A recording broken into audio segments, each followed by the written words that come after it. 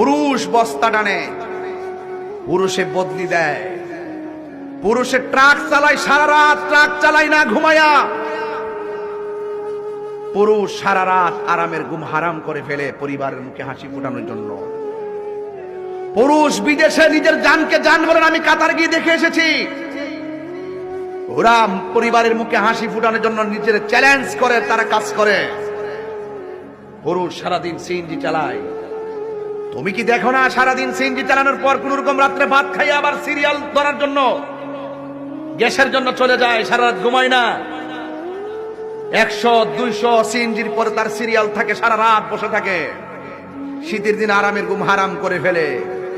পুরুষ এত পরিশ্রম করার পরেও পুরুষের মন ভাঙ্গে না। পুরুষ হাজার পরিশ্রম করতে প্রস্তুত, কিন্তু পুরুষের মন কখন ভেঙ্গে যায় যাকে জানেন? হাজার কষ্ট করার পর ঘরে এসে যখন পারিবারিক চাপ আর অশান্তিতে পড়ে। কথা বলেন ঠিক কিনা?